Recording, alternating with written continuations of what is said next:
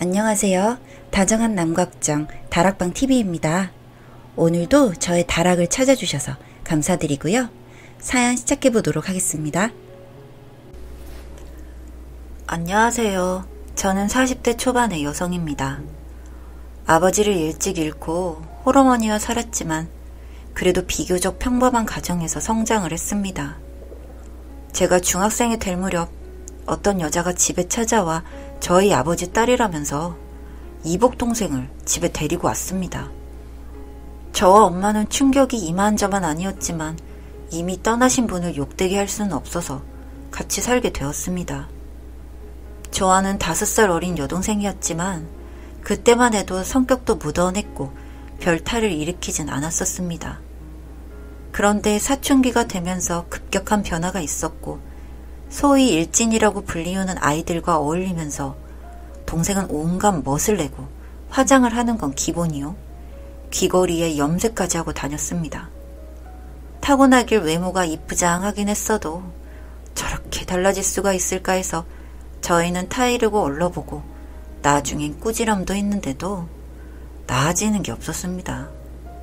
결국 대학 입시는 생각대로 실패를 했고 제가 졸업하고 취직할 때만 해도 집에서 가끔 알바나 하는 백수로 지냈습니다.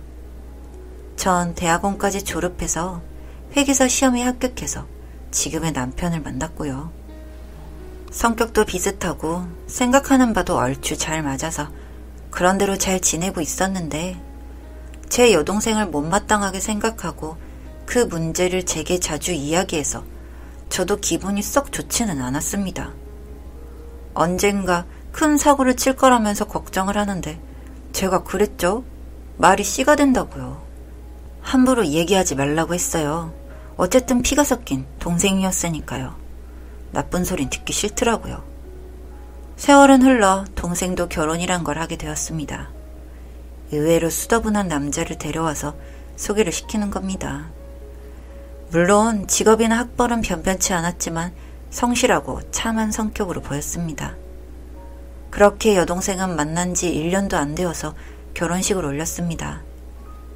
여기까진 순조로웠고 저나 저희 친정에서는 얘가 정신을 차렸구나 싶었습니다. 1년 후에 임신을 하고 딸을 낳더니 해가 바뀌면서 연년생으로 또 딸을 낳았습니다. 수도권 외곽에서 아파트 27평 아파트를 하나 매입하고 그렇게 잘 사는 줄 알았습니다.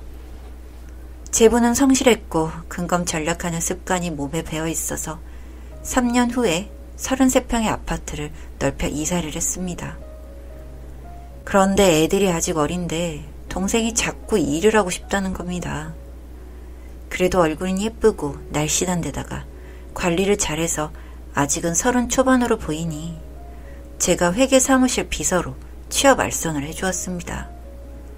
그러자 고맙다면서 열심히 다니겠다는 겁니다. 저한테 평생 처음으로 향수까지 선물해주면서 난리가 나서 웬일인가 싶었죠. 사무실 사람들 말을 들어보니 의외로 싹싹하고 일도 잘하고 해서 직원들 평이 좋다고 하는 겁니다. 그나마 다행이었죠. 그렇게 일을 하다가 얼마나 지났을까 점점 화려하게 치장을 하고 다니기 시작했어요. 직장을 다녀서 그런가 보다 했는데 그러기엔 과했어요. 제부가 원래 말이 없는 사람이라 그래도 한마디 해줄까 했는데 지방 발령을 받아서 주말 부부가 되었죠. 이제 유치원 다니는 애들을 베이비시터에게 맡기고 야근을 하질 않나. 뭔가 수상쩍었어요.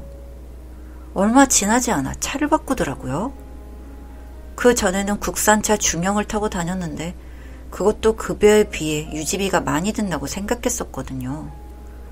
어느 날 보니 외제차 중에 1억을 호가하는 차를 샀더라고요. 피는 못 속이는 건가 싶어서 물어보니 친구가 타던 차를 중고로 샀다는 겁니다. 아무리 동생이라도 더 간섭하는 건 정도가 지나친 것 같아서 넘어가기로 했습니다.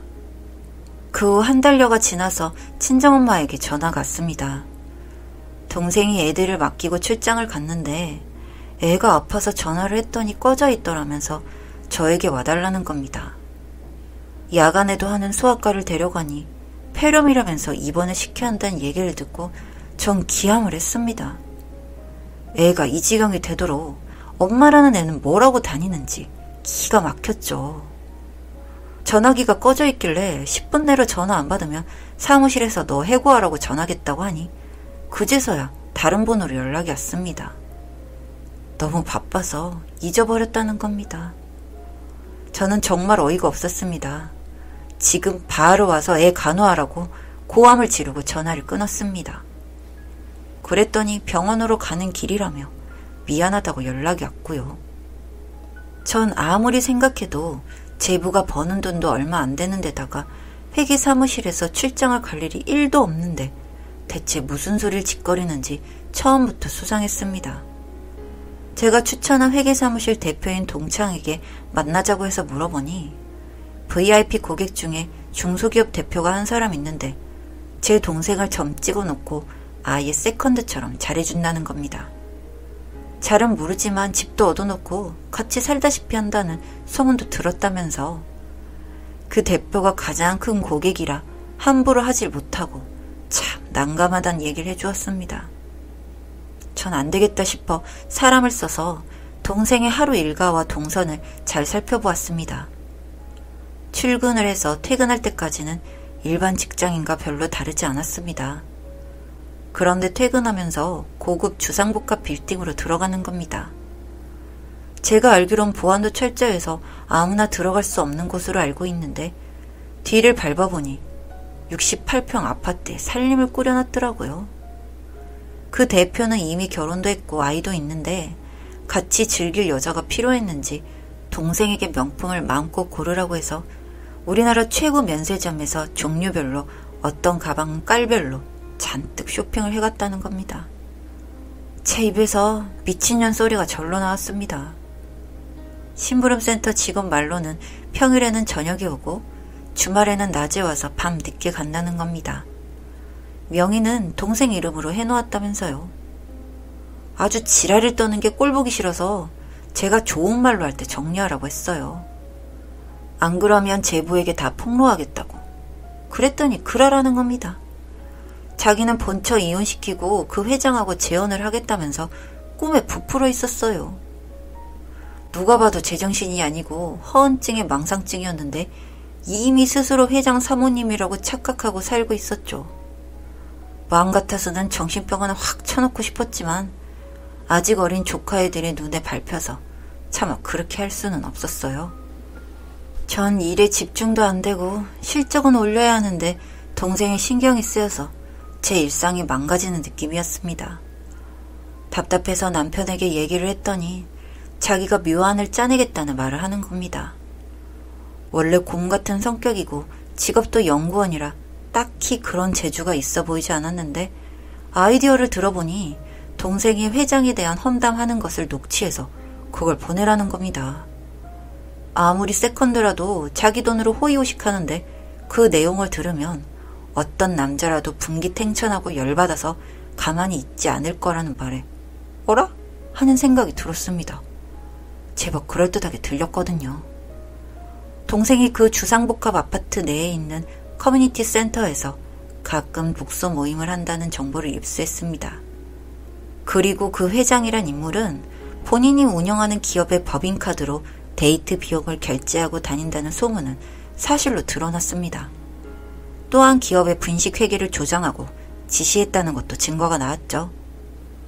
심부름센터 직원이 동생의 핸드폰에 도청 앱을 설치해서 기록을 했고 나중에 회장의 정력에 대해 부실하다며 깔깔거리는 대화를 그대로 떠났고 또 곧 본처 이혼시키고 들어앉을 거라는 얘기도 다 모아서 USB 파일로 만들어서 저에게 보내왔습니다. 앞일은 너무나 뻔히 보였습니다. 전 모든 증거를 모아서 그 회장 앞으로 등기우편 보냈습니다. 장문의 편지와 파일 사본을 넣어두었죠. 얼마 지나지 않아 그 여파는 일파만파 커졌습니다. 모든 사건이 수면 위로 떠오르자 회장의 본처는 폭발해서 동생이 살던 주상복합 아파트를 자신이 매수했고 회계 사무실에서도 해고돼서 길바닥에 나앉게 되었습니다. 회장은 본처와 헤어질 마음이 없었기에 제 동생을 처절하게 버렸습니다. 이를 알게 된 제부는 절대 용서할 수 없다면서 이혼을 통보했고요. 그리고 조카 2명을 시댁으로 데려가 버렸습니다. 동생은 집도 없고 벌이도 없고 가진 거라곤 명품 가방밖에 없기에 하나 둘씩 중고로 팔아서 생활하고 있습니다. 그래도 살 곳은 있어야 하지 않나 싶어 5평 원룸을 월세로 얻어주었고 매일같이 중고 판매를 하면서 하루살이 인생을 살고 있습니다. 처음부터 제부와 행복하게 살 수 있었는데 지나친 욕심이 화를 부른 겁니다. 반성하고 육체 노동이라도 하면 좋을 것을 아직도 정신을 못 차린 듯 싶습니다. 긴 글 읽어주셔서 감사드립니다. 다정한 남걱정 다락방TV였습니다. 다락방 주인에게 구독과 좋아요, 알림 설정으로 응원해주세요.